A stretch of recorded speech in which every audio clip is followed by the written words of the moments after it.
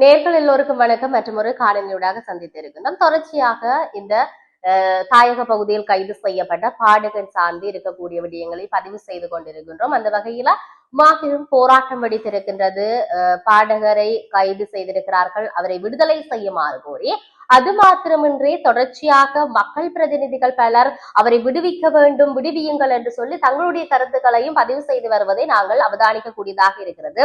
பயங்கரவாத தடை சட்டத்தின் கீழ் கைது செய்யப்பட்டிருக்கின்ற தாயக கலைஞர் சங்கீதனை விடுதலை செய்யுமாறு வலியுறுத்தி மாபெரும் கவனிப்பு போராட்டம் என்று கிளிநொச்சியில ஆர்வமாகி நடைபெற்றிருந்தது. இந்த போராட்டத்தின் போது பயங்கரவாத தடை சட்டத்தை நீக்கு சங்கீதனை விடுதலை செய், வேண்டாம் வேண்டாம் பிடிஏ வேண்டாம், சர்வதேசமே நீதி வேண்டும் என்ற கோஷங்களை எழுப்பியவாறு பல்வேறு வாசக பதாதிகளை அடங்கியவாறும் இந்த போராட்டம் இடம்பெற்றிருந்தது. பயங்கரவாத தடை சட்டத்தின் கீழ் கைது செய்யப்பட்டிருக்கின்ற தாயக கலைஞனை விடுதலை செய்யுமாறு வலியுறுத்தி தான் மிக முக்கியமாக பலரும் பல்வேறுபட்ட கருத்துக்களையும் விமர்சனங்களையும் முன்வைத்துக் கொண்டிருக்கின்றார்கள். ஆகவே இந்த போராட்டம் இடம்பெற்றிருந்ததை நாங்கள் பார்க்கின்றோம். இதையும் தாண்டி பாடலுக்கு சிறையா என்ற முதன்மை கேள்வியோடு குரல் வலையின் விலங்குடைத்த அணி திரள்வு என்ற முழக்கத்தோடு இந்த அமைதி போராட்டம் முன்னெடுக்கப்பட்டிருந்ததை நாங்கள் பார்த்திருந்தோம். கிளிநொச்சி மாவட்ட பொது அமைப்புகளின் ஒன்றியம் ஒன்றிணைந்து இந்த போராட்டத்தை ஏற்பாடு செய்திருந்தது. கருத்து சுதந்திரத்தை பாதுகாக்கவும் பாதிக்கப்பட்ட கலைஞனுக்கு நீதி கோரியும் நடைபெற்ற இந்த ஆர்ப்பாட்டத்தில பொதுமக்கள், சமூக ஆர்வலர்கள், அதே போல சிவில் அமைப்புகள் என்று ஏராளமானோர் கலந்து கொண்டிருந்ததையும் நாங்கள் பார்த்து இருக்கின்றோம். உண்மையிலேயே இந்த இளைஞனுடைய இல்லாட்டி இந்த கலைஞனுடைய கைது நடவடிக்கைக்கு பிற்பாடு இருக்கக்கூடிய அந்த இளைஞன், அந்த கலைஞனுடைய ஒவ்வொரு கதறல்கள், அவனுடைய ஒவ்வொரு கருத்துக்களையும் நாம் பார்க்க வேண்டிய தேவை இருக்கிறது. அந்த பின்னணியில தான் நான் ஆரம்பத்துல சொல்லி இருந்தேன், இந்த இளைஞனை விடுதலை செய்யுமாறு பல்வேறுபட்ட கோரிக்கைகள் விடுத்துக் கொண்டிருக்கின்றார்கள், அவ்வேண்டுகோளை முன்வைத்துக் கொண்டிருக்கின்றார்கள் மக்கள் பிரதிநிதிகள் என்று. அந்த வகையில தான் பயங்கரவாத தடை சட்டத்தின் கீழ் கைது செய்யப்பட்டிருக்கின்ற இந்த பாடகர்னு ஜனாதிபதி அனுர்குமார் திசாநாயக்க மனிதாபிமான அடிப்படையில் உடனடியாக விடுதலை செய்ய வேண்டும் என்று நாடாளுமன்ற உறுப்பினர் சிவஞானம் ஸ்ரீதரன் தன்னுடைய கோரிக்கையை முன்வைத்திருப்பதை நாங்கள் பார்க்க கூடியதாக இருக்கிறது.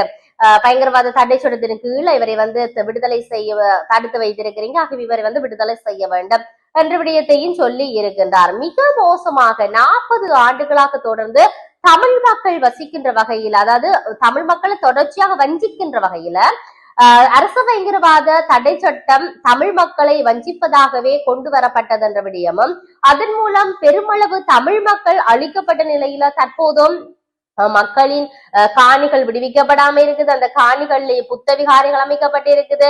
தமிழ் மக்களுக்கான சுதந்திரத்தை பறித்து அவர்களுடைய பாடுகின்ற உரிமை, பேசுகின்ற உரிமை, எழுதுகின்ற உரிமை பறிக்கின்ற மிக மோசமான நடவடிக்கையாக அன்னூர் அரசாங்கம் செயற்படுகின்றது, முன்னெடுக்கின்றது என்ற குற்றச்சாட்டுக்களை பலரும் முன்வைத்துக் கொண்டிருக்கின்றார்கள். அரசினுடைய அங்கத்தவர்கள்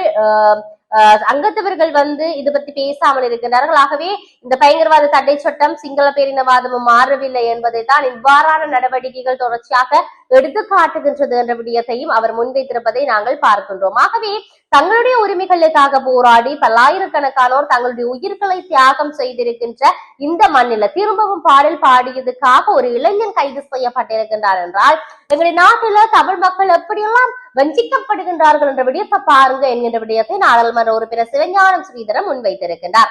அதையும் தாண்டி ஒரு பாடகர் தன்னுடைய பாடலூடாக உண்மையான விடயங்களை, உணர்வுகளை தன் மக்களோடு பகிர்ந்து கொண்டமைக்காக அவரை பயங்கரவாத தடை சட்டத்தின் கீழ் கைது செய்து அடைத்து வைத்திருப்பது மனிதாபிமானத்துக்கு, மனித உரிமைகளுக்கும் அப்பாற்பட்டது. இதனை நாங்கள் வன்மையாக கண்டிக்கின்றோம் என்ற விடயத்தை இவர் சொல்லி இருக்கின்றார். அதிலும் குறிப்பாக நல்லிணக்கம் வேண்டும் என்றால் பயங்கரவாத தடை சட்டத்தை நீக்குங்கள், கைதுகளை நிறுத்துங்கள், கைது செய்யப்பட்டவர்களை உடனடியாக விடுவியுங்கள் என்ற விடயத்தை சொல்லி இருப்பதை நாங்கள் பார்க்கின்றோம். ஆகவே அன்றுகுமார் திசாநாயக்க இந்த விடயங்களெல்லாம் கருத்துல கொண்டு மனிதாபிமானத்தின் அடிப்படையில் அந்த கலைஞரை, அந்த இளைஞரை இவர் விடுதலை செய்ய வேண்டும் என்ற விடயம் சொல்லப்பட்டிருக்கின்றது. உண்மையிலேயே தொடர்ச்சியாக இவ்வாறான விடயங்கள் இடம்பெற்றுக் கொண்டிருக்கின்றது. இந்த கலைஞன் மட்டுமல்ல, அரசியல் கைதிகள் பலர் பயங்கரவாத தடை சட்டத்தின் கீழ் கைது செய்யப்பட்டிருக்கிறார்கள்.